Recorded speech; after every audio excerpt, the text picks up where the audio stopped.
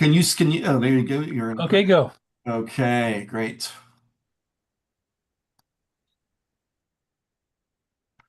Good evening, everybody. I'm going to share my screen right now and we'll get ready to go. Yeah, let's turn that off. So, welcome, everybody. My name is Bert Dicht, and I am the Managing Director of Membership for the National Space Society. And let's see, why is that? It's not. Let me do something here. Okay.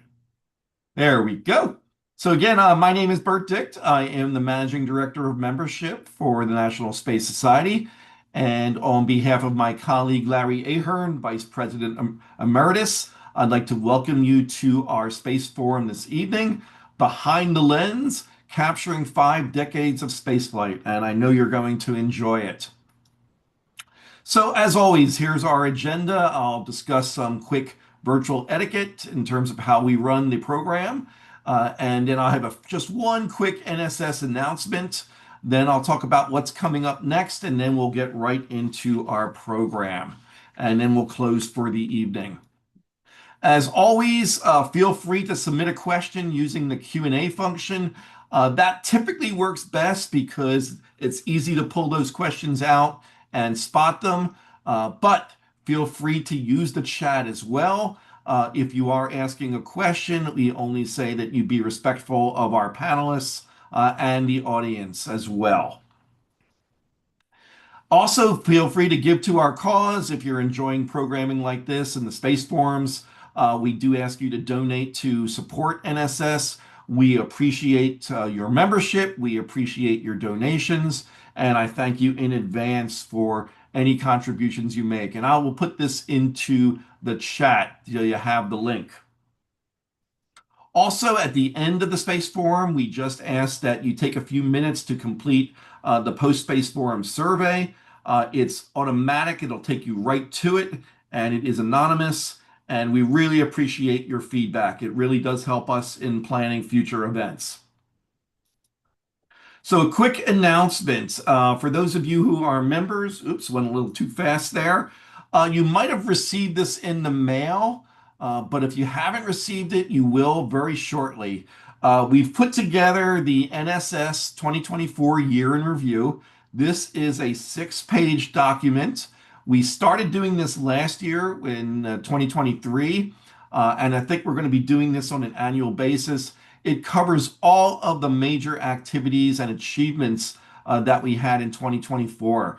And it was a really good year for NSS. We accomplished a lot in terms of programming, our impact. So if you do get it in the mail, I encourage you to take a look at it. If you did not get that and you'd like one, if you're not a member, feel free to reach out to me. Just drop me an email and I can drop you one in the mail so you can see it. It's really great, and we are going to be putting it onto the website as well shortly. But it is a fascinating look back at what we did in 2024. And of course, we use that to build on the things we're doing in 2025. Upcoming space forums. Well, I was trying to get something else on the 17th, but I was not successful. So what I'm going to do is I'm going to also step out of my moderator role and actually do another presentation. I think everyone enjoyed the space shuttle presentation, and this one is called All of Us Must Work to Put Him There. It's about decisions that were made, both big and small, that helped get Apollo 11 on the moon. And I think you'll enjoy that. So that'll be in honor of the anniversary of Apollo 11, which of course is on July 20th. So looking forward to that. Then on July 24th, we have our good friend Tim Gagnon, who is our great patch designer and artist. He spent 2 weeks in an analog experience called the Mars Desert Research Station. He's going to be here along with his crew. And they're going to be sharing pictures and stories about what it was like to simulate those 2 weeks on Mars. Then on August 7th, we have a great presentation. It's a brand new book out called Into the Void. It is about spacewalks. And I was with John and Mel at the Astronaut Hall of Fame. Their book is fabulous. I think it's an area that, I mean, there are many, many books about space and the space program, but I don't recall one that's specifically focused in on EVAs and spacewalks. So I think you're going to enjoy that. We will be giving away 4 copies of the book as virtual door prizes. Still working with Blue Origin to set up this early career panel. Hopefully, I might be able to pull it off by August. And also looking forward to a great session with an astronaut scholar panel. These are part of the Astronaut Scholarship Foundation winners. They are incredible, incredible young people. This panel was at the Astronaut Hall of Fame. It focused in on astronomy.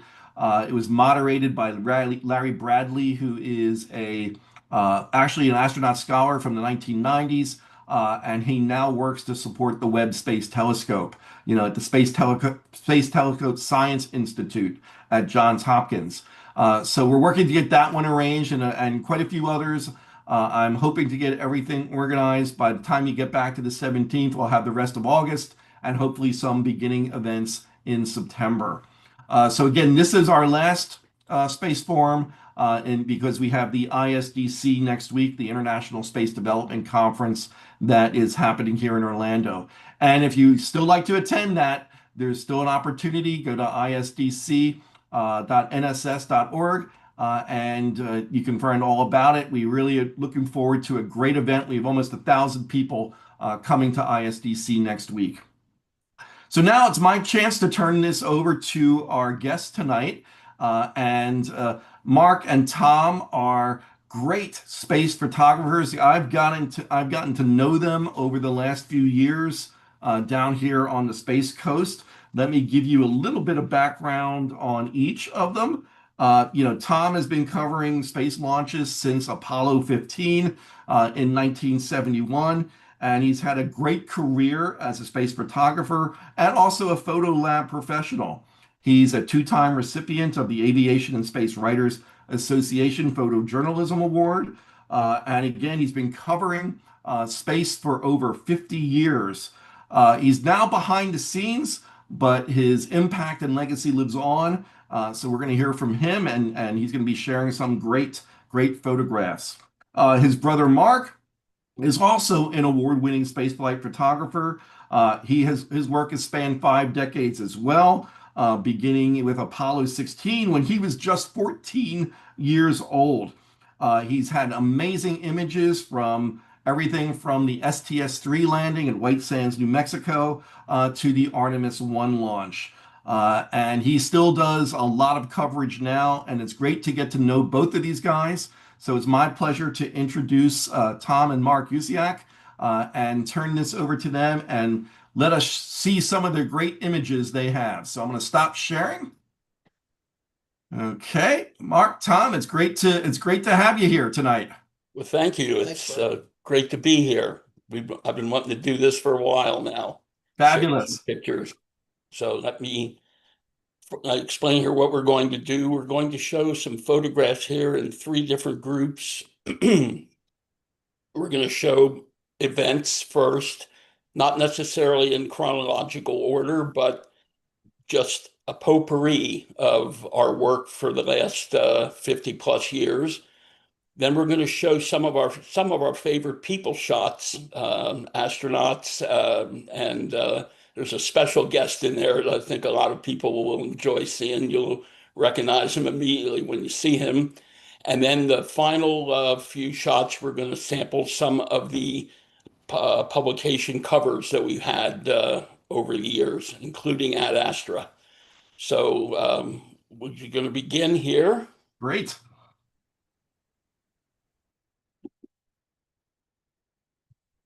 Okay. Is it? Crystal. Okay. Okay. Did you hit share screen? You are screen sharing it. Okay, so then open your folder, Dad. Okay. Here we Is go. that the first one? Okay. Okay. Double click. 46. Green button. Okay. Okay, here we go. Well, I'd like to introduce all the members of our photographic team here before we go any further. Mark and I are on the ends. We did a lot of the photography. The two gentlemen in the middle, on the left is Bob Preston. On the right is Steve Nolte. Those two are solely responsible for designing, building, testing, and putting out the field all of the equipment that we used to obtain remote camera photography.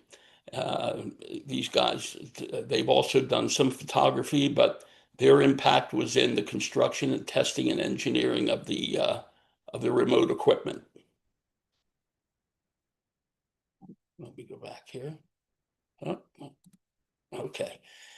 This gentleman has been invaluable to us, both in his photo abilities in Florida and also as a dear friend. This is Carlton Bailey.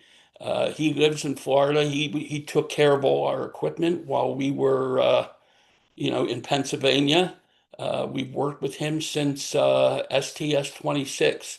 He and I met at the White House when they were giving out the report of the Challenger accident in 1986. Here's a little visit into the VAB many years ago. On the left is a Saturn V S1C first stage on this mobile launcher. The green triangles on there are where the fins go. On the right is an S1B stage, which is the first stage of the Saturn 1B rocket that launched Apollo 7, the 3 Skylab missions, and the Apollo-Soyuz test project. Take this. This is one of our best sunset shots over the 50 years. They would take us out, get eaten by mosquitoes while the sun was thinking about going down nicely, which it did. And then they would turn the searchlights on the rocket before it went totally dark. So this was great. It shows the people, gives you a nice little human interest story there. It lets you see the people really enjoying a good sunset. That was pretty good. That was one of my favorite sunsets. Right now, on that very same launch pad is where the Falcon 9, if it's still out there, and the Dragon spacecraft are sitting for the Axiom mission. That's pad 39A. This is sunrise, the morning of the launch of Apollo 16. The dawn was just breaking, and there hardly anyone there yet at the press site, but there was one gentleman down there picking out his spot, because back in those days, you had to get there nice and early to pick out your spot. We're talking thousands of media people there, not hundreds. So he had his pick. Here are two configurations of the Saturn V. On the left is the Apollo configuration. On the right is the Skylab. And these are the two last Saturn Vs to fly. That's 17 and Skylab 1.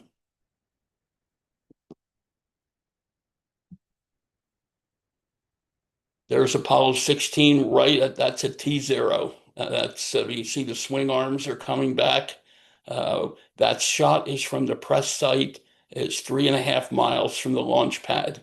Back in those days, this is very early in our careers, and we didn't even have a camera then that had a motor drive on it.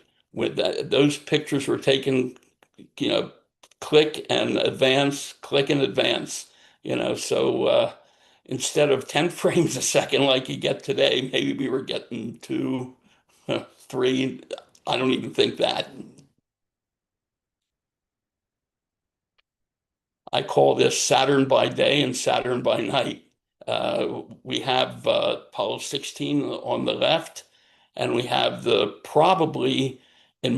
my 2 cents, Apollo 17 is still the most spectacular launch that I laid eyes on since in the whole program, even up through now.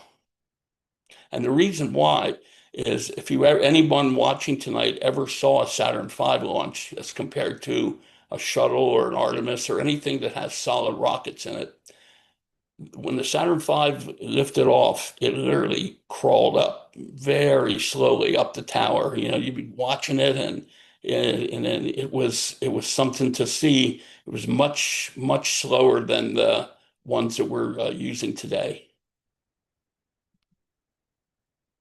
Take her in.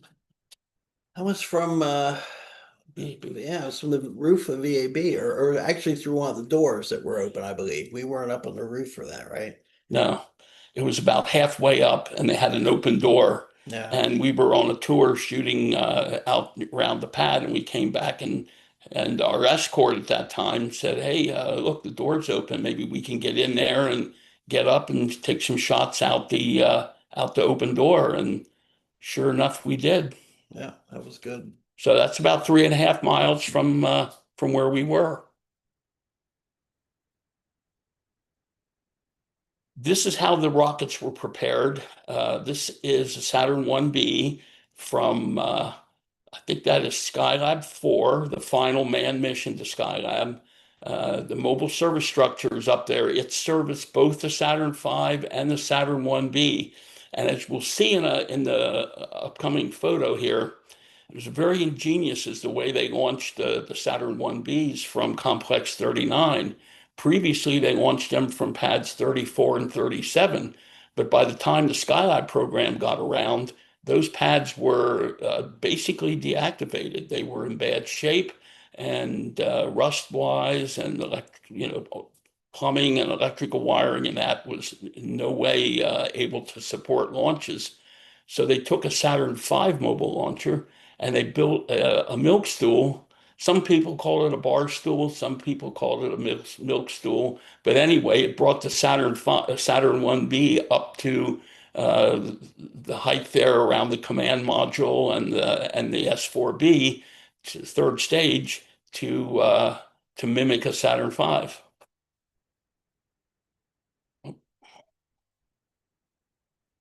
And that gives you a good idea exactly how it was built. If you remember what those two Saturn V shots look like, the same mobile launcher there with the stool. This was the night before. This shot is SL3, the second manned mission to Skylab the night before. Jumping around here a little bit, the press site was not the greatest place to photograph a launch from, basically because the rotating service structure there that is to the left of the shuttle, when it was in its retracted position like that, would block the view of the orbiter until it was up.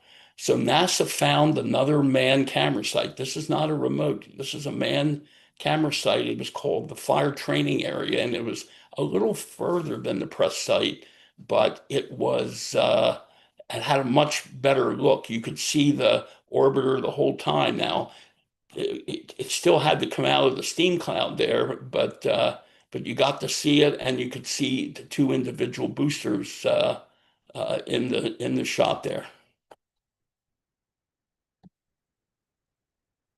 There's an example right there of the launches of the Skylab workshop and the Saturn 1B, both, and they're scaled to size.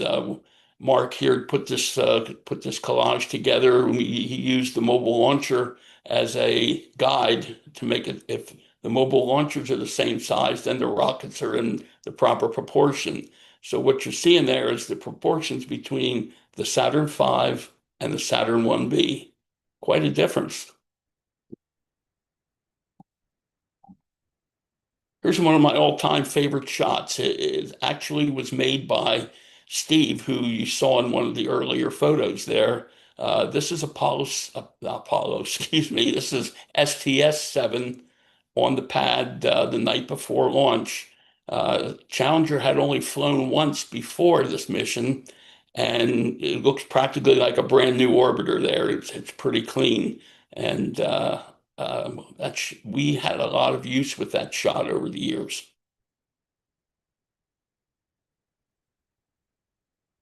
General Tom Stafford, he is arriving in Florida in the pouring rain. As you can see it back there on the concrete, I mean, it was pouring. And he came in. Actually, all three of them were supposed to come in, Vance Brand and Deke Slayton, but their plane had a little bit of problems, and they had to stop, I think, somewhere on the west coast of Florida. I think they stopped in Tampa and had something adjusted or repaired. So they were considerably behind Tom. Tom flew in with Jack Lausma, who was the backup pilot on the Apollo Soyuz mission. And then the other two, like I said, followed close behind. This was down at Patrick. Yes, this is when the shuttle runway hadn't been built yet, so they flew into this Patrick Air Force Base.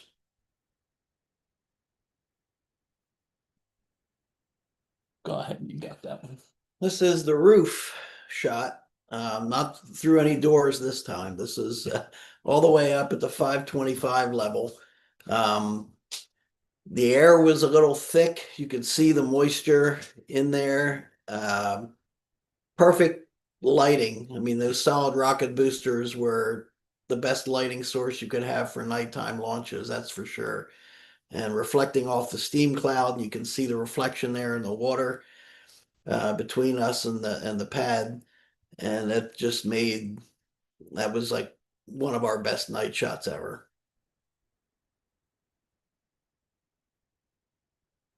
There goes the final Saturn launch vehicle. That is the launch of ASTP, which the 50th anniversary is coming up next month on the 15th. That was the launch. The Russian crew launched early that morning, and this was at about 3:45, somewhere like that in the afternoon. Of course, the biggest thing, July afternoon, Florida, usually that equals thunderstorms, but the weather held that day, and they got off right on time. You can see if you look at this, these went from pad B. All the Saturn 1Bs of the milk stools, they all went from pad B. So you're looking at it at a little bit different angle than what you would see from, and I think we shot this on the top of the bleachers, right? That's a bleacher top shot at the press site? Yeah, I believe so. There used to be like grandstand type bleachers in the press site. So we'd go up to the top. So you're about, I don't know, 20, 30 feet up, and got you above some of the foliage and stuff in the front, and just gave you a nicer angle without having to worry about people's heads in the way. Now, this shot is one of my brother's prize shots, so I will let him explain how this shot was made without any distortion in the picture. A friend of mine at the time, this was back in 1998, October, I believe, and this is John Glenn's launch. This was taken with a specialized film camera called a Noblex. It took 120 roll film, and it had a rotating lens on the front. So you would load it like a regular roll film camera, but it had the film back was curved. It wasn't flat like when you open up a 35 millimeter. So the front of the lens would turn and basically wipe the image across the film in the back. So you would only get 6 shots per roll instead of 12, because it was giving you a 2¼ by 4.5 inch size negative. But you had I think it was 140 or 150 degree field of view, and the camera had bubble levels in it. So you had to make sure the camera was perfectly leveled so you wouldn't get any distortion. So if you were to shoot that with like a one shot 35 millimeter, almost fisheye, I guess now, everything would be curved and twisted and distorted. But if you look at the guy over on the far left-hand side with the little red thing around his lens, he was about maybe 15 feet to my left, and those people in front we're probably about 40 feet in front. And then of course the pad's 3.5 miles out, and the VAB's, what is that, quarter mile or so off to the left. So there's no distortion, and it's one shot. It just wiped across, and I gave one of those to John Glenn, and he really liked it. He really liked it, and I got it autographed also.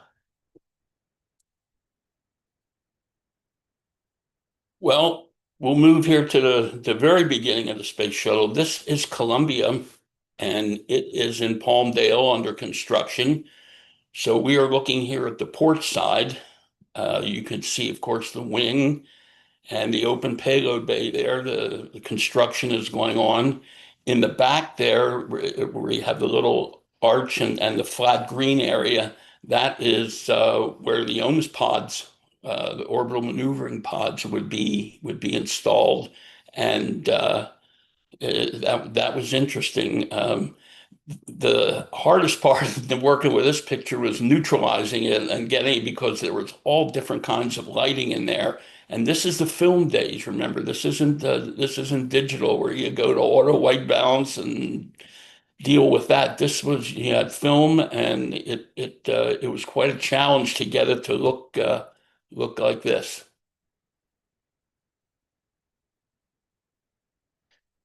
Well, many times when we would give presentations, people would say, we would describe going out doing remote cameras, spending like half a day out there sometimes. And they say, well, what do you do that for? You're right there. You can see it.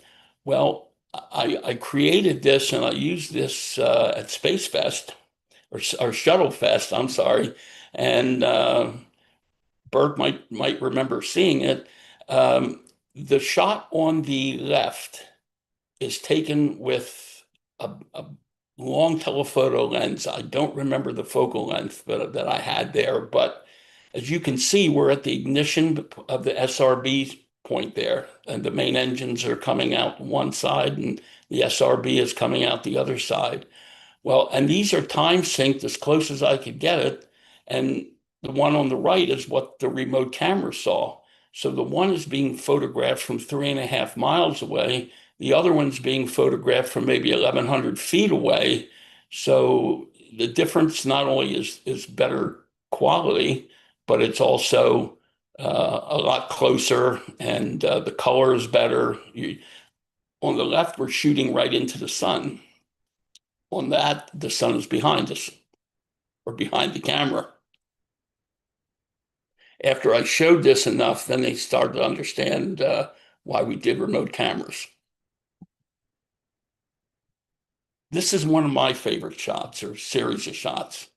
This was when Columbia came to the Kennedy Space Center for the first time. And I was using a Hasselblad camera for this. Now, anybody out there tonight that's in our audience knows that electric Hasselblads are not the fastest camera, if they're into that, made. It's maybe like 2 frames a second if the batteries are really fully charged. So I knew this shot was going to be tough to get, but what happened was, just before this plane came in, the 747 with the orbiter on, there was I think it was a DC-9. It was some kind of large plane that was flying as a pathfinder to make sure that the weather and everything was clear from this, because this was coming from the west coast of Florida. It stopped there for a refuel. The weather, this thing was cut about 3 or 4 days late in getting in because of weather between Edwards Air Force Base in California and the Kennedy Space Center. So when it finally did get in, I practiced on the Pathfinder to make sure that I could see it in my prism, in my viewfinder, my camera. When it came, I clicked. Actually, there were 4 shots in this sequence. One before that, the top one, and then one after the one on the bottom. And when that film came out, I was pretty pleased, because I got it right at touchdown, and those wheels still up. The chase plane there, flown by Deke Slayton, is in the picture, and I was very pleased with that.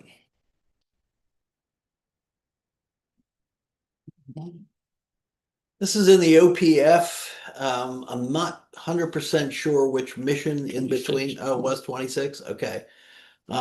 This is just showing you the difference between fresh tiles and re-entered tiles. Of course, they inspected them. You guys know Terry White down there at the OPF manager. These are just one of the workers, and they just let us go in there and just take some shots, which was a nice bonus at the time. We were just in the right place at the right time. And this is basically just showing shuttle servicing in between missions. We were down for an unmanned mission.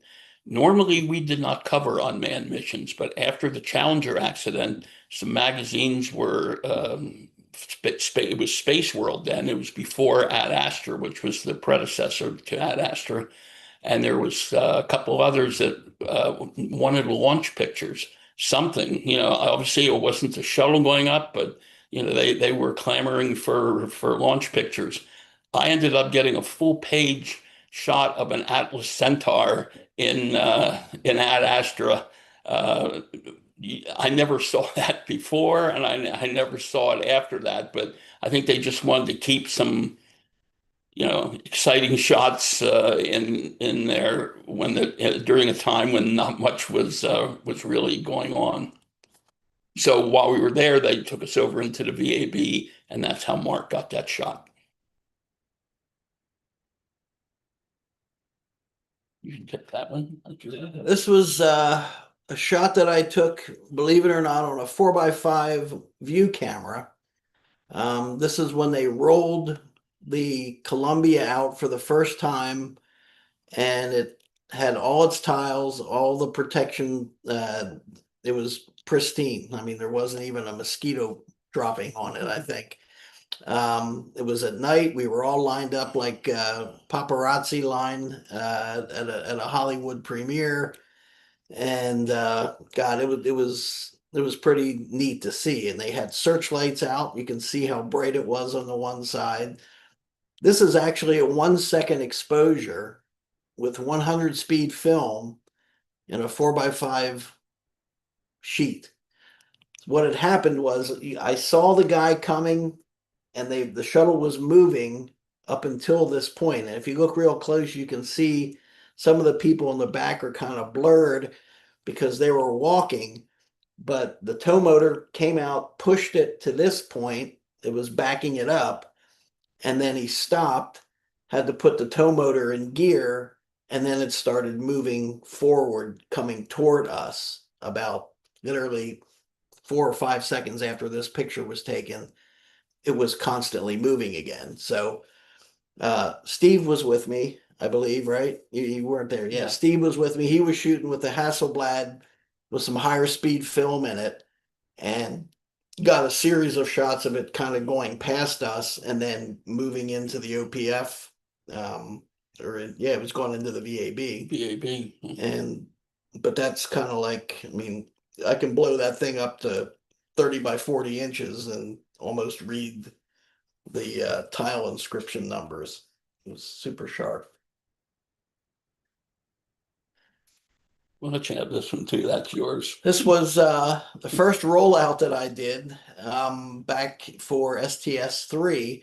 This is the first time that they used the orange tank, which had the just the foam without the white paint on. Obviously, it's Columbia. You can see the black tiles on the chines there and the wing chines. So this was about 20-30 minutes before dawn, and back in those good old days they had the searchlights on and lit it up, and it was just a really neat colorful sky with the orange tank and the white orbiter, and the tank almost matched the sunrise colors. But that was pretty neat. And back for those days there was probably 100 photographers there just to get that cover that rollout.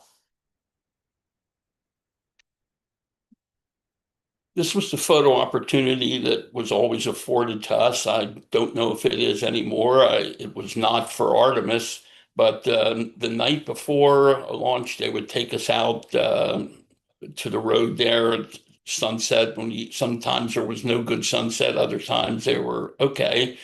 But this is a shot taken from what's it called, Beach Road, which I understand is all grown up now, and we're looking west there toward the ocean is behind us, and that's the side of the pad there.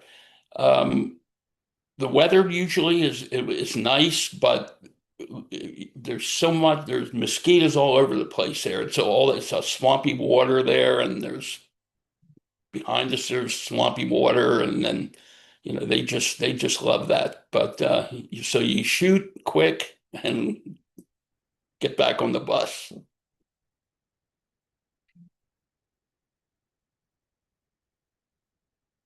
Here's a little collage that shows the 50 years that we had been involved. On the left is Apollo 17. On the right is Artemis. And that pretty much connects, that's 50 years right there. And that gives you an idea how long we've been at this madness. Pad A, Pad B. Pad A, Pad B, yes. This was a 600 millimeter shot from the press site. The one and only launch of the Ares 1X, when they were thinking about using a solid rocket motor and then a cryogenic second stage to launch the Orion capsules up. And that cone at the top is basically like when you see jets flying, and you see them flying like military jets at air shows, and you see the shock waves and moisture coming off of the wings. That shot literally only lasted maybe 2 seconds. So you had to basically just be looking and watching for it, and then click, click, click, click, and came out just the way I wanted it. The shot there on the left is what the shot that I was talking about before, the Atlas Centaur. That was a full page in Ad Astra. No, it was still Space World then. I take that back. And the shot on the right, we'll see later on, I believe, was used on the cover of Quest magazine when they did a feature on Mark and me maybe a little more than a year ago. So there's 2 cover shots back to back of the same launch. We didn't have much room where we could put the cameras, so I wanted to get a close-up engine shot. So we were doing engine shots long before, but we couldn't get that effect that they get today with all the flame pattern and everything like that, because that's done digitally. You're shooting it in RAW. If we would have stopped the camera down to get that flame like that, nothing else would have been. Well, these were Hasselblad shots, so we couldn't have got that anyway, because the Hasselblad only goes to 500th of a second. Those engine shots now, when you see like the shuttle, or not the shuttle, but like Artemis, those things are shot at like 4,000ths of a second at f/22. So I mean, we couldn't have gotten it with the film at ISO 100. It just wasn't possible at the time. The film back then could not record or handle the difference in the lighting like a digital like a sensor today in today's digital cameras can.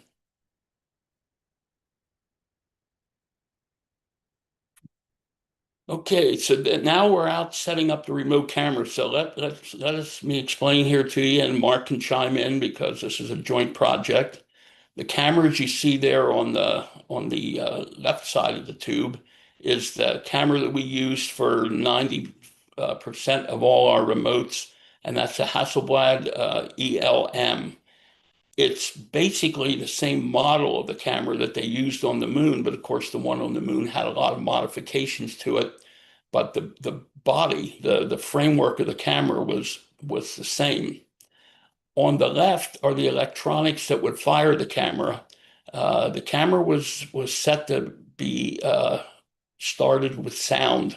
So the sound of the main engines of the shuttle would start the camera, so it would be running when the solid boosters ignited, and we'd get a good takeoff sequence.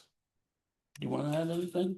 Well, you can see on the camera only held 12 exposure film. Toward the end, we started using 220, which was 24 shots with a wider lens, but the majority of the stuff was with 120 film, which was 12 exposures. The camera was firing at 500th of a second at f11, one shot a second, maybe 1.5, like you said, with the batteries. The sound trigger itself is off the shelf Radio Shack decibel meter that you could buy in the store for $30 at the time, and it ran off of 9-volt batteries. But then Steve and Bob, I don't know if you have another shot in there with the other battery pack. We put extended batteries in so we wouldn't. Sometimes if there was a scrub and you couldn't get out to service the camera, you wanted to have battery power to be able to last through a couple days without, because you couldn't get to the camera to put fresh batteries in. So we just juiced the batteries up a little bit. And there's a look at the final when it's wrapped up in the field and ready to go. Now this sequence here is it says the Hubble Space Telescope launch, but it shows all of our remote cameras and 2 man camera shots. The 4 across the top are all remotes. The bottom, the second one in from the left and the one on the far right were man cameras. I was using an 800 millimeter lens for that. And as you can see there on the second one in from the left, until the shuttle was up pretty high, you wouldn't see it clear like you could on the remotes, where you could see that on the top pictures there. The service tower and the fixed service structure obscured it. Like I said, we were doing some unmanned launches at the time. There's a Delta II and Titan IV. Both were remotes. These were shot in 87, I believe, in 1987, between the Challenger accident and return to flight. There's a good example of a remote with the Hasselblad. Amazing amount of detail that it shows. You see so much more when you're feet away instead of miles away. And here's 4 examples of 4 different remote camera setup sites that we had at the time. The one on the lower left, we tried that shot 5 or 6 times, and it was all depending on the way the wind was blowing. As you can see, the steam cloud was blowing off. The winds were out of the west that day, blowing east, and it blew them out, blew away the steam, and it allowed us to get the rocket going, the shuttle going up unobscured. And once we got it, we never tried it again. It's done. Because I don't think we probably would never got it again. The remote camera there is set up on the left, and what it saw is on the right. That's STS-26, taken from the camera that you see in the foreground there on the left.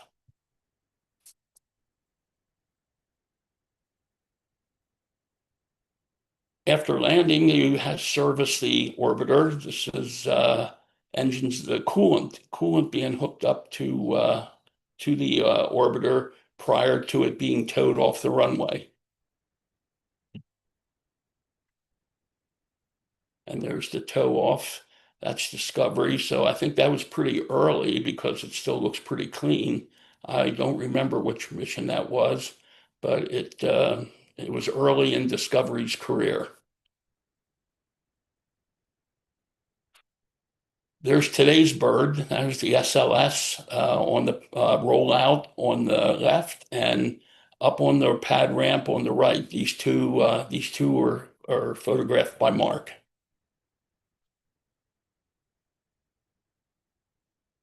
There's a night launch remote of Columbia. I think that's STS-35, and that was done. That's about a 150 millimeter lens on the Hasselblad camera.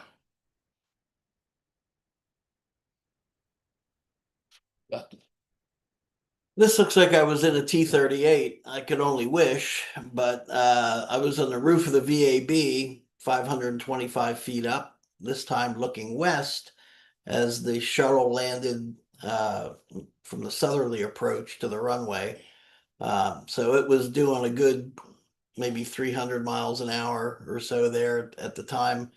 500 millimeter lens, just tracking it, and watched it go all the way to the SLF for a nice smooth touchdown. It's another one that I liked. Two birds in this picture, a hot one and a scared one, I think. But this is again daytime from the VAB roof, and it's the best seat in the house. I always said, because you won't have to worry about anybody's arm in your picture, or head sticking up and blocking your point of view. It's definitely the A seat. That's another close-up remote.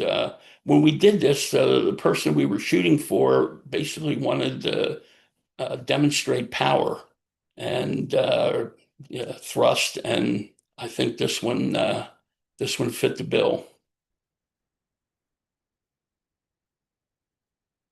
There's a normal view, well, not a wide, but it's about that's about a 300, 400 millimeter shot, again from the VAB roof. That's pad B in the picture. This is the pad right now that the SLS and Orion are launched from.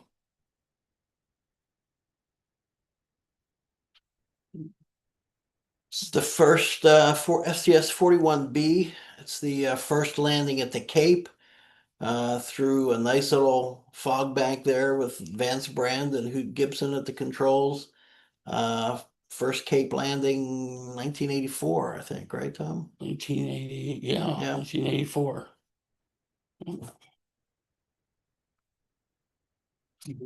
And this was my first landing. This was out of the only time in the program that it landed at White Sands, New Mexico.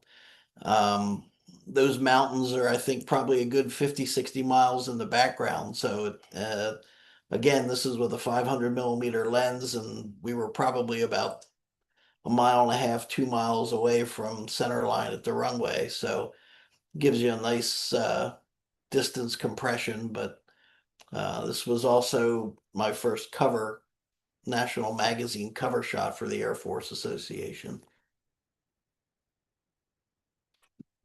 And this one was one of the last ones that we did. This is the first shot of the Vulcan, the ULA Vulcan rocket, which will be replacing the Atlas V, I believe.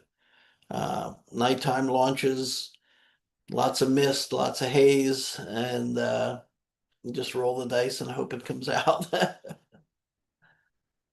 think that's it for that folder, right? Yes, we're going to switch folders here real quick. Be right with you. Red X.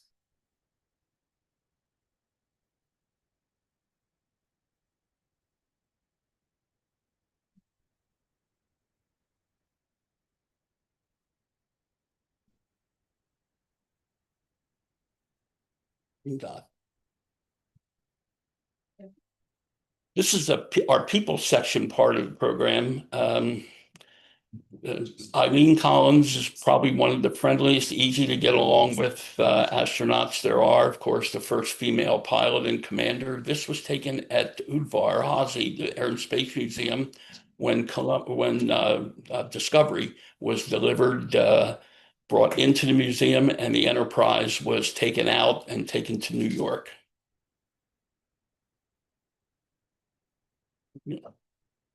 This was one of my favorite crew arrival shots. John Glenn coming in for STS-95. The SLF flew in there on the T-38 behind him. course, drew the big media crowd with the TV cameras and the still guys from NASA. And I think that's Lauren Shriver, I think, in the back. Yes, that's greeting one him. driver. Yeah. So that was a big media event. Lots of probably well over 100 people in the media there to cover that landing. Well, I'll give you an example on attendance. The flight previous to this, the one before this, there was between 200 and 300 press there. This flight brought over 3,000 press there, and the next flight was back to the 250 to 300 For the launch. for the launch. For the launch. Yeah, in other words, coming to Kennedy to cover the shuttle launch. So you see who the star of the show was. This was at after that STS-3 landed in White Sands. Pilot Gordon Fullerton was flying with Commander Jack Lousma, and over the years, we've got to be really good friends with his wife Marie. Gordon has since passed away, but I saw Marie just a few weeks ago down at the Astronaut Scholarship Foundation Hall of Fame activities. And she's a very dear friend of both Tom and I, and we cherish our friendship very much. Great woman. I think everyone knows who that is. Scotty. Funny little backstory here. When this was at the press site, there was someone giving a demonstration or a talk on payload or something that was involved with the shuttle, and they had a small crowd around him. He comes walking onto the scene. Everyone, I felt bad for the guy that was doing the program because everyone turned around and saw who it was, and a lot of them made a beeline toward him because this was right before a Star Trek movie was coming out, and they were pumping him for information. What happens to Spock, and all the things that they were really into it. And he in his Scotty voice said, I can't tell you that, And then he went back. His normal speaking voice was completely different. He was a master of dialects. We were talking. He was talking with some of us there for a little bit, and that was one of his stronger points as an actor. James Doohan was his name. This was that STS-71. One of the flights to this the first one, the first Mir flight, shuttle flight to Mir. You had of course Hugh Gibson, commander, and Charlie Precourt, the pilot, behind him. The gentleman raising his hand to wave was one of the Russian cosmonauts, and then the fellow behind him was the other one. Their name escapes me. I'm sure you guys probably know who it is. But anyway, this drew a big crowd also at walkout. Obviously, lots of foreign media there besides the domestic press. But this was literally shot seconds apart as they come walking out. Nowadays, or before then, they would just walk out and get on the Astro van behind them. Well, there was a photographer behind, right over my right shoulder, that as soon as he comes walking out, you see the Russian cosmonaut there recognized him. He waved to him, and this guy starts screaming over my ear something in Russian, which I obviously had no clue. But then the next shot after that, he gives him a big thumbs up, and everybody's smiling and waving and got a good time. And Hoot really likes these pictures. He has these hanging on his wall, and he really liked that shot. You finished this. Yep. Well, this one, we all know about this shot or this mission, the good, the bad, and the ugly. But this was years in the making. There was actually 3 walkouts for this mission, which was great because I could shoot it from 3 different angles at 3 different times a day. The bottom 2 launch pictures on either end were one of those shots like we were saying about getting the flame detail super underexposed to give you perfect flame detail at 4,000ths of a second, shot in RAW, everything obviously now is digital. And then I did some close-up shots of the capsule and then a wider shot from about the same angle as what the other two close-up remotes were. But this was obviously the Starliner flight. Good shot there of a good guy. Now the late Joe Engle. What separated him from all the other astronauts that were down there is he was the only astronaut present that flew both of the orbiters that were there, the Enterprise during the ALT tests and Discovery on 51I. And there's Mr. Glenn, Senator Astronaut Glenn. And this was, I took this at the dedication. This was on the 20th anniversary of the moon landing. They dedicated a stamp that we found out later was designed by a good friend of ours, Mr. Chris Calley. And this is when they introduced the stamp, unveiled it. And so there we have, with his back turned to the camera, there is Dick Truly. Beside him is Vice President Quayle, of course, President Bush, the Postmaster General, whose name escapes me, and the Apollo 11 crew. And this was at on the steps of the Air and Space Museum. And this, we'll let you have it. This was Space Fest 3, I believe, in San Diego, California. It was the reunion of the Apollo 9 crew, and their spacecraft resides at the San Diego Air and Space Museum. So they were doing shots where people would pay to get their picture taken with the crew. So we set up a little makeshift studio out there with some lights and things, and then the people would come in and get their picture taken with the crew. So this was, I think, the first time that all three of them were in the same place at the same time for a number of years, and made a good shot. This is another one of my favorites. Of course, there you see this was when the two orbiters switched places, and then all the astronauts there in the back were ones that had flown on the Discovery. And as I said, Joe Engle over there on the far, almost the far left, was the only one to fly both of them. But there's a lot of recognizable faces there. I don't have time to go into every one, but you can see that that it was well attended. Nice candid shot here. This was at the Hubble Space Telescope crew arrival.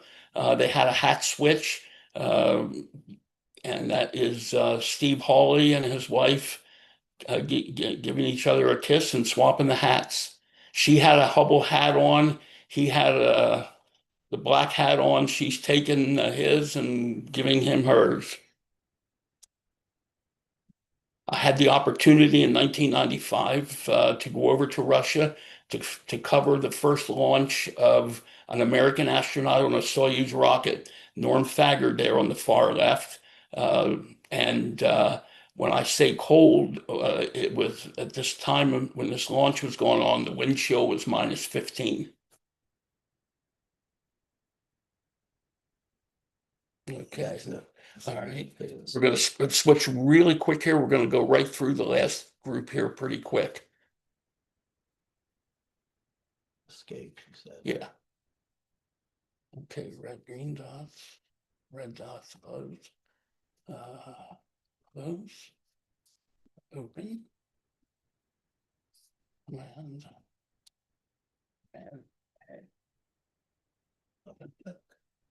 click.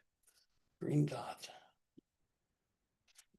We're going to go through these pretty quick. This is just a sample of some of the publications that we were fortunate enough to have covers for over the years. Aviation Space was published in the 80s and early 90s. Final Frontier, this was the premier issue. The first one came out in 1988. And so the story was about the return to flight of the shuttle. This was I don't know what the story was that put our picture, our launch picture there in the cover. But if you remember the one that showed the remote camera in place, and then on the right you saw the launch. That's that launch right there. This is one we did for Ad Astra. This is before. This is, I think, when the space station was still planning to be called Freedom.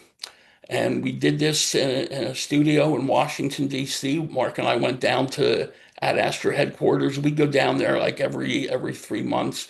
As I said before, we had a good, and still do, hopefully, and I know we do, have a good relationship with NSS. That's the White Sands cover shot of the landing, obviously, of STS-3. So that was the first time I actually got money for some of my work. And there is my cover for Quest, which I showed the earlier picture of the wide and the tight shot of the Atlas Centaur launch. This was last year. Okay. Okay. So now we hand it back. Okay, we're screen sharing now. What do we do here now? I don't know. You guys done? Yep. Yep. That's it. Yep. So you can stop sharing. Yep, there we go. Great. Oh, fabulous. Wow, what amazing pictures. Thanks for sharing that. Oh, just seeing some of them, does it bring back your own memories? Yeah, I was scratching my arms. You couldn't see me scratching the mosquito bites while looking at some of those nighttime shots. Well, let's get into a couple questions. First, I think one of the questions that came in that people submitted was, how did you both get started as space photographers? I mean, were you thinking about that? Were you thinking about being professional photographers? So just give us a little bit of background. Okay, we both had an interest as young kids in the space program and photography. My first camera, my mother bought for me with what they called green stamps at the time, books that I you used remember to green get. Remember stamps. them? Yes. We went down and picked it out. It was a little brownie camera with a little flash thing in. And I'm watching Alan Shepard launch. I can remember that. And then I started looking at all the books and newspapers, and like Life magazine was my big thing. When there was a flight, I'd wait for Life to come out, and I would look and I'd study those pictures and say, I like to do that, you know. And as time went on, the two things came together and just sort of married themselves. How about you, Mark? Well, we had a house where we grew up, and we had a room up in the third floor of the place that we turned into like a little mini studio, and we put plaster of Paris down, and I built a lunar module thing, and we were doing like simulated landings, like like the normal space nerds of the 60s and 70s. And well, once Tom got his press pass for Apollo 15, I was only 13 years old at the time, but I mean, like you said, I mean, I can remember watching Gemini stuff on TV. I don't remember any of the earlier stuff, but we just had an interest in it. And then his birthday's in November, mine's in October. And Dad said, "Well, if you guys want to get into photography," he bought us a good camera, a good Canon camera at the time, and we've been shooting Canon since 1970. So built a dark room in the basement of our house and just learned to process our own stuff with the red lights and slopping the chemicals in the water and the trays and all that good stuff. And we go down, shoot, we shot the Apollo 15, when he was down for Apollo 15, they had you could do press dependence. So me and my dad watched Apollo 15 from over where the Saturn V building is while he was in the press site. So I shot some crazy ass pictures from there and while he was in the press site and went home and processed them, and we were hooked ever since. I was shooting for my college for 15, and then for 16 and subsequent ones, the school was interested in getting more stuff, and then they shared those pictures with other state colleges in Pennsylvania. I was going to a state college, and I wanted to take him along for 16. So we photographed events at the college. We were like contracted photographers, football games, concerts, faculty. So we both had college IDs. I had one, he got one so he could get into these things. And that's how he got a pass to get into Apollo 16 and on. I saw one of the questions that was submitted about the learning curve and how you shoot a launch. What steps did you take to do this, or was it just a case of, well, I'm going there for the first time, I'll take pictures, see what happens, and then maybe I'll do it better the next time. Well, I mean, it made it easier, I think, processing our own stuff Right. and learning from our own mistakes before we went down there. It gave us a better idea. I mean, we learned photography basically just by doing. We took pictures at air shows. There's a big airport up here close to where we live in Reading. They would have air shows, so you could practice tracking and propeller spins and all that other kind of stuff. So we had a general idea of what to do, but once you're down there, especially in the early Apollo days, we didn't have remotes to worry about. We didn't have walkouts or anything like that to worry about. It was basically you got up, you drove to the press site, and that Saturn rocket moves so slow that you didn't have to worry Right. about tracking. I mean, Right. what was it, 8 or 9 seconds till it cleared the tower? So you had to be more conscious back then as far as your frames because you only had 24 or 36 pictures, and you're certainly not going to be reloading film in the middle of a launch. So you had to learn just basically by pacing yourself not to overshoot your film and do it that way. Of course, everything's different now where you can put 4,000 pictures on a memory card and just go crazy. So trial Right. and error, but then also exposures. I mean, we had met some other photographers there. They gave us tips on nighttime exposures, sunset exposures, launch exposures, and if we made an error, we could fix it in the dark room.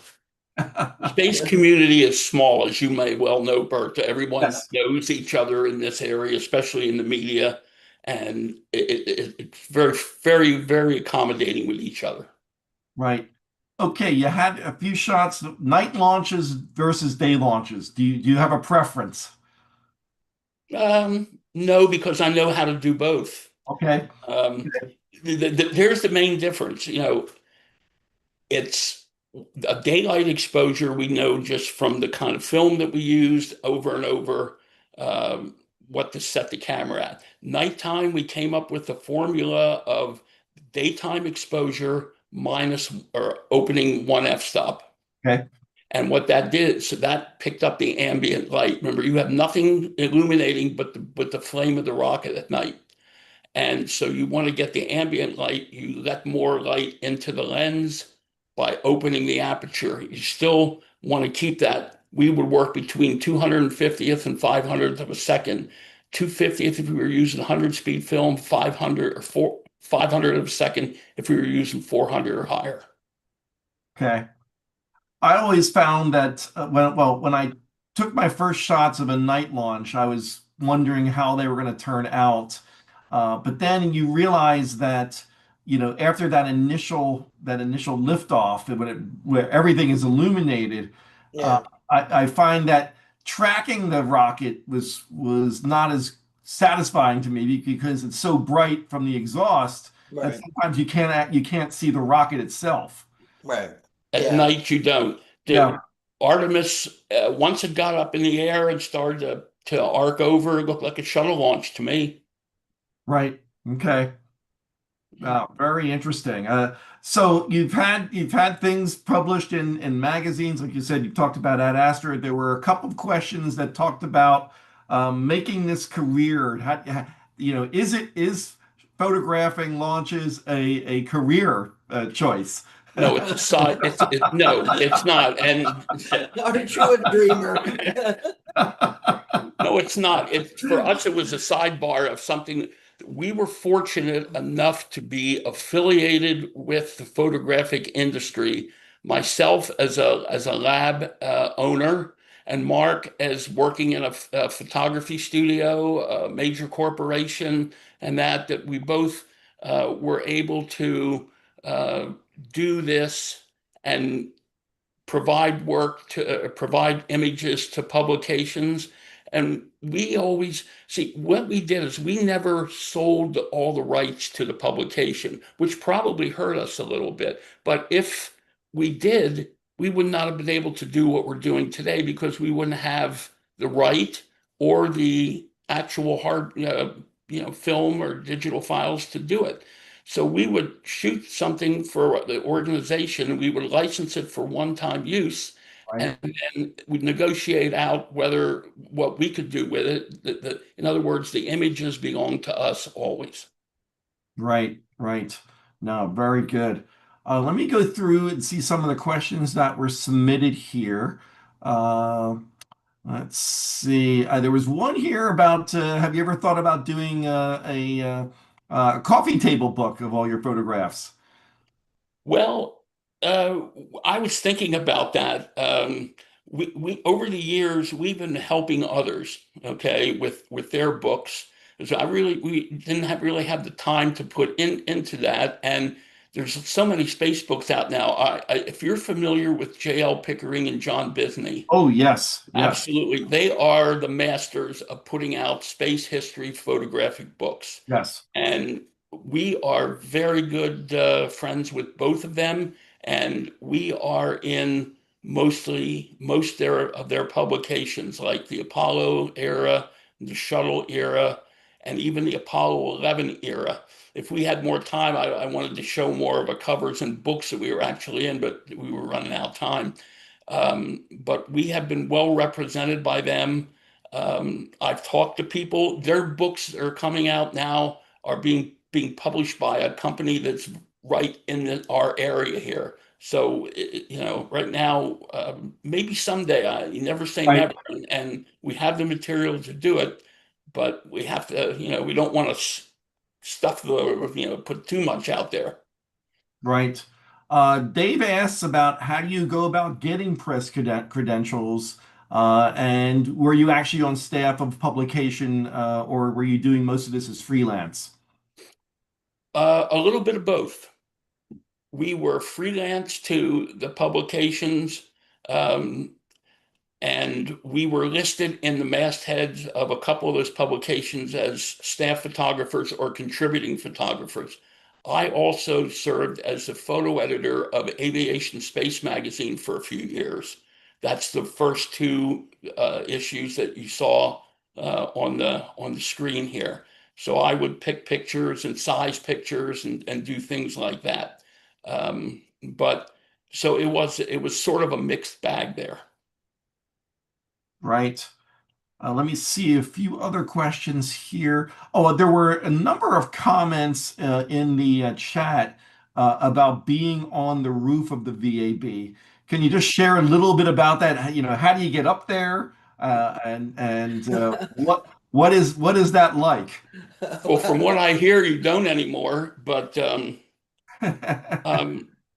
Jay Honeycutt, who was the director of Kennedy Space Center um, years ago, decided that after hearing things, decided that it might not be a bad idea to open that up. So when he was the director of the Kennedy Space Center, let's just say he made the roof available to the news media in limited quantities. You can't have 30, Right. 40 people up there, but it would be like a take your turn in a pool of people. But the person that I can identify as being responsible for that is Jay Honeycutt. Is there is there an elevator that I've worked a lot in the VAB when I co-opted, and I actually rode one of the VAB doors, but never went up to the roof. Mm. And is it an elevator that takes you up, or is It's it multiples. it's There's multiple? multiple Yeah. elevators. You go up a certain height and you have to walk across and then you get up in a small. Okay. The one that goes up only holds like 4 or 5 people. Right.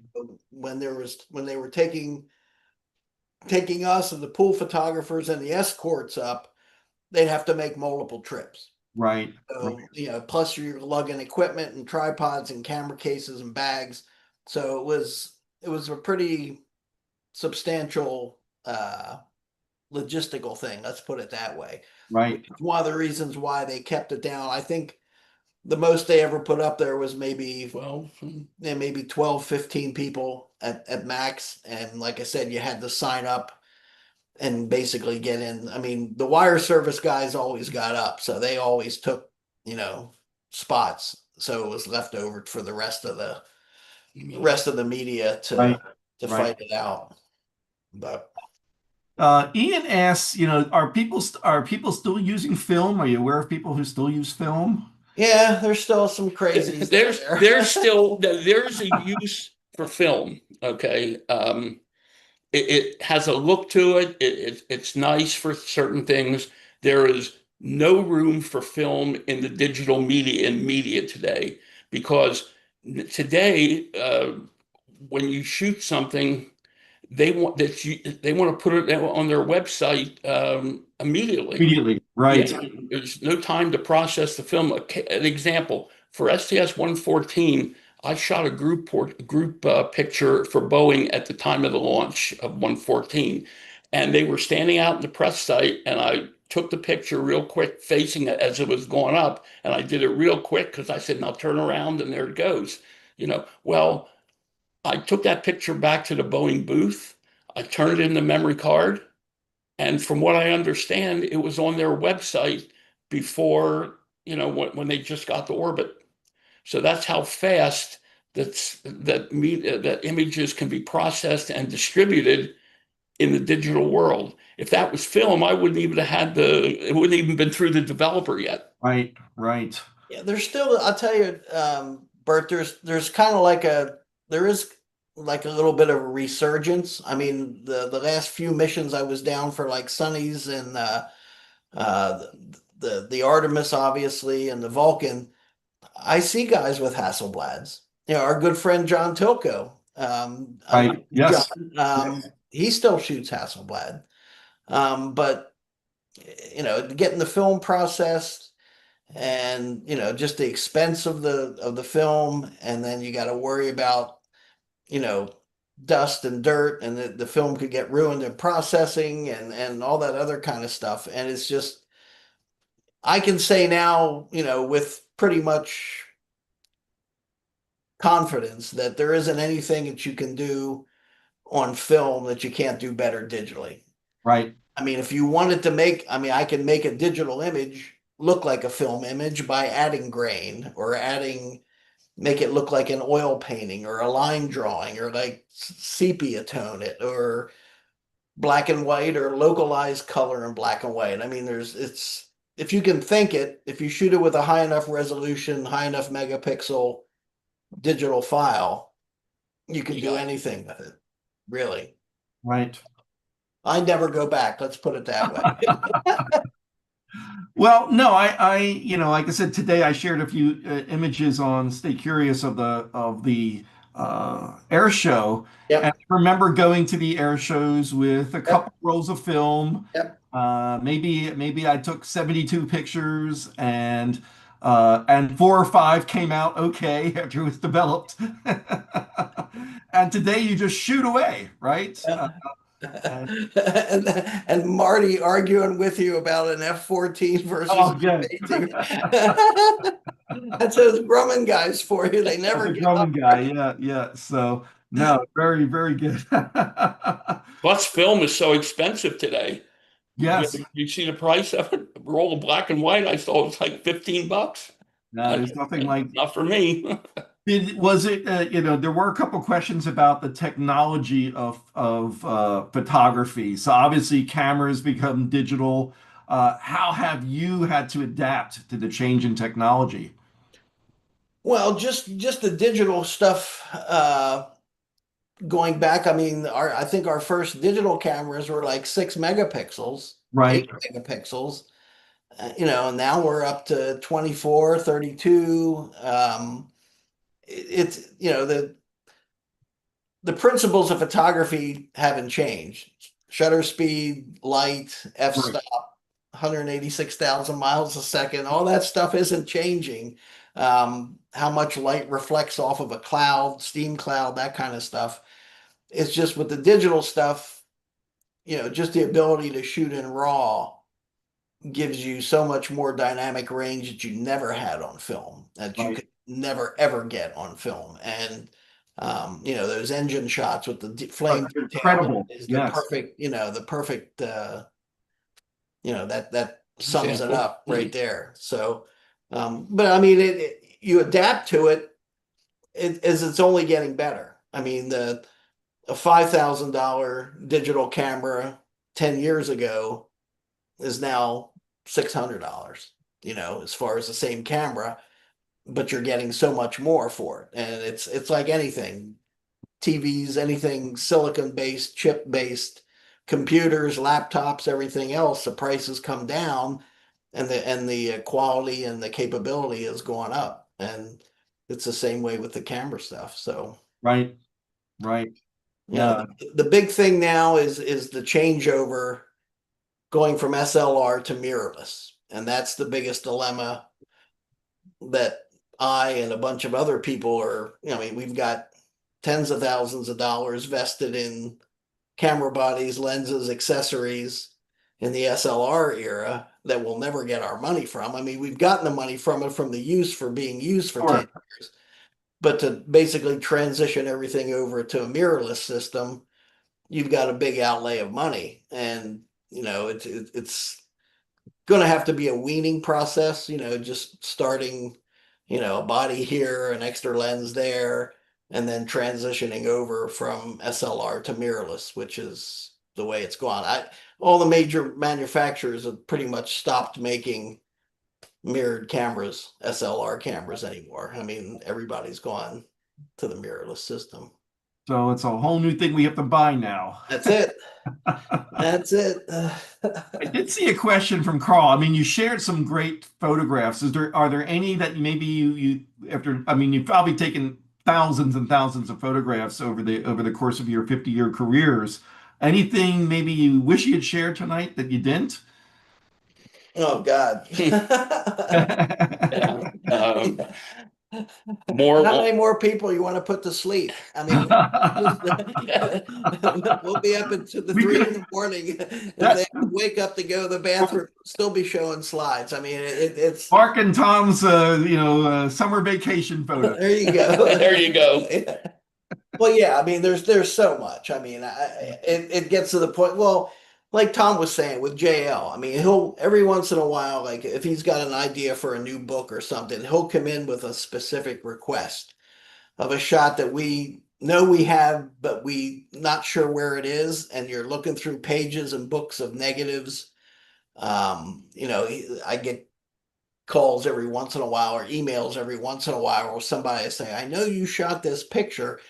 And then you've got to go back and pull out memory sticks. And I'm in the Right. process now of basically redigitizing everything that I've got. I've got a bag of 256 gigabyte thumb drives that I've got literally hundreds of thousands and hundreds of thousands of photos on that I'm trying to transfer. Well, I did. I'm in the process of transferring them over to those little 4 terabyte Samsung portable drives, which makes it easier to see because they load a lot faster.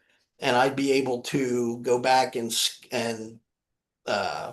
pretty much go through a lot of stuff a lot faster. So if somebody Right. said, "Hey, I need a good night launch shot," or "I need a booster," I mean, we didn't even show the booster firing shots. I mean, I went out to Utah a couple of years, well, back in 2016, and got some super awesome shots of just SRB test firings. Right. And I mean, that kind of stuff. I mean, we've been to Houston, we've been to Palmdale, we've been to JPL, Amazing. Yes. up to Glenn Research, Langley, this, that, I got pictures of the Orion capsule being dropped in those big swimming pools. Yep. I mean, there's so much stuff over so many years that I've probably shot stuff that I've never even seen because I mean, I'll go shoot a job and I'll, walk away and 12, 15, 1800 images.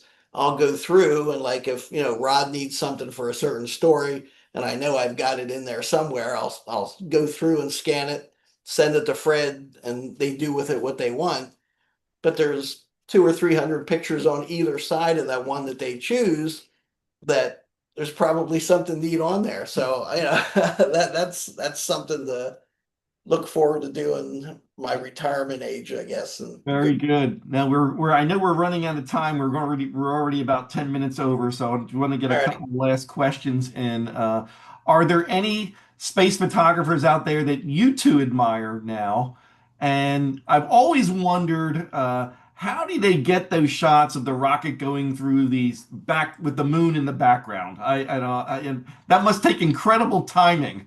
Well, yes, there's a program out. It's called the Photographer's EPM something or other. There's an app, and you plug in where you're going to be, Right. plug in where the launch pad is on a map on your phone, and it'll tell you where to stand and where a lot of that stuff is luck because they'll go to a spot and the launch is scheduled for 7:30 and the moon comes up at 7 and then the moon's coming through the frame and then the launch gets scrubbed or it doesn't get scrubbed but it goes further into the window. Right.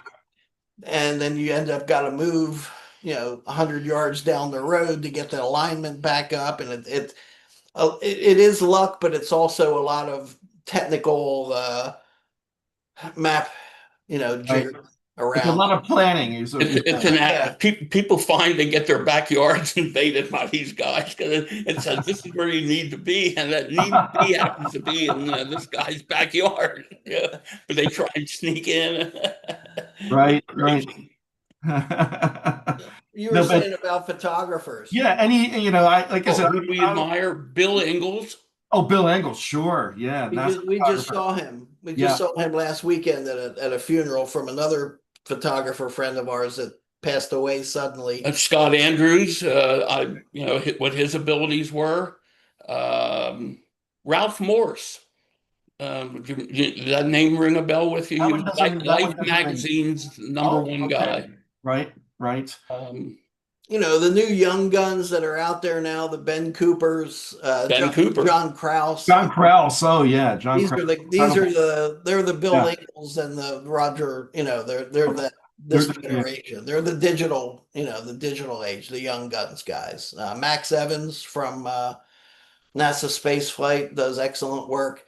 Right. Worked with him a lot at Wallops and at the Cape. I mean, there's a bunch out there, and even some of the guys our age, like Joe Marino and Joe Skipper, Right. Carlton. Carlton, yes, Carlton. He's in Right.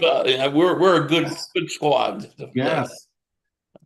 Were you there for Challenger? Physically, no. Camera wise, yes. The launch was slipped like 3 times. That day, the day before, that Monday before the accident, when the temperature started to go down and the wind was blowing, and then they scrubbed it because they couldn't get the hatch closed right. We went back to the news center. The weather forecast was terribly cold for the next day. No one in there said they were going to go. I talked to Ed Harrison, who was the photography guy at the time, and he said, but there's no way I can see that going tomorrow. And Right. if it didn't go that Tuesday, they had to slip it until the weekend. I had to be back in town by the middle of that week, but I took the Hasselblads, but I left the camera down there with a NASA guy that's no longer with us, a dear friend, Ray Yost, and he set it out up there. We ended up splitting the images, but it didn't matter because after the launch, NASA grabbed all the remote film. Did you know that? That I didn't know. Okay. NASA grabbed all the remote film and had it processed by them. Yeah, for evidence. Everyone handed over their film except the New York Times. They sued NASA for that. So NASA wouldn't let them go out the field to get their camera. And so their camera stayed out there until the lawsuit was settled, as I was told, which their cameras were out on remote for 6 months. Wow. Wow. Interesting.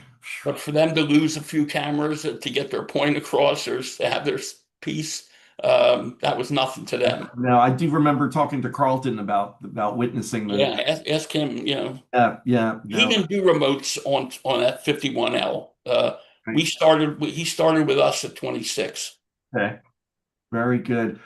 There was a question in the chat, and I don't, asked about can people get a copy of this presentation? Well, folks, this was not a presentation. These were images that they were sharing. Is there a way, gentlemen, we could maybe put these into a Google folder or a Flickr and give people, any ones that you want to do that with, or is it, is there is there Yeah, we could send you a flash drive, okay, okay, something like that. because I think people would like a. You can put it up and I make can it. put it up then. Yeah. Okay. That would be great. We'll pick a lot of the ones that we used tonight, ones that I think, and maybe some of the ones that we didn't use tonight, and send you down a drive and say these are the ones that, if you want, you can work with. Great. Perfect. Well, very Hey, good. Bert, I got a question for you. Sure. Sure. Are you going to the that gizmo thing at the Atlantis building on next Saturday? Not this Saturday, but next Saturday. No, no. I'll be at the ISDC. ISDC thing. Okay. Yes. And When do you leave for that? I'll be there on starting Wednesday. Yeah. Wednesday. Okay. Yeah. Are you coming down? Yeah, yeah. Okay. We have a local airline now that Okay. flies nonstop to Orlando twice a week. So I'm gonna Okay.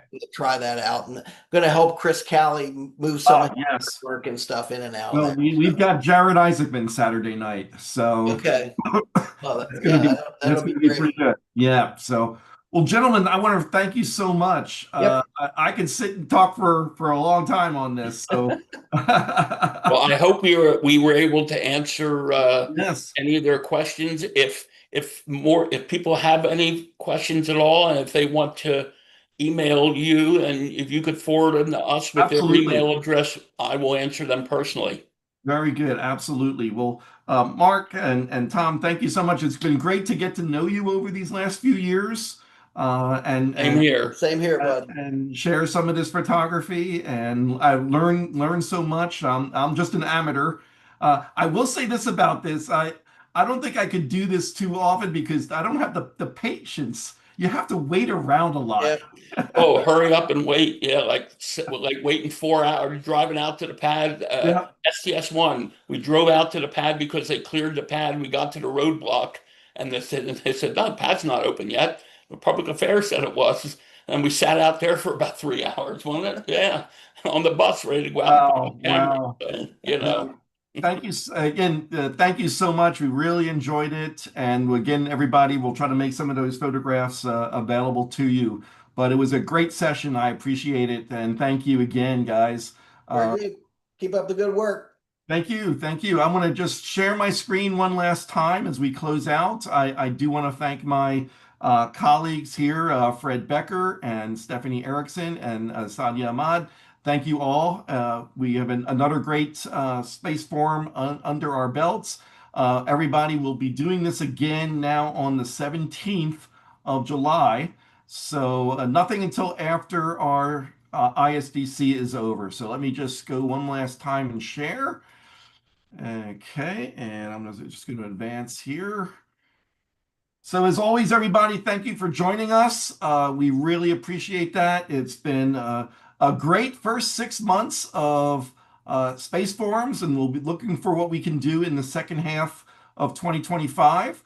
We'll see you again on July 17. So I thank you for your attendance. Have a great evening if you're in today's time zones. Have a great day tomorrow if you're in tomorrow's time zones. And for everybody, have a great weekend. As always, stay safe. We thank you.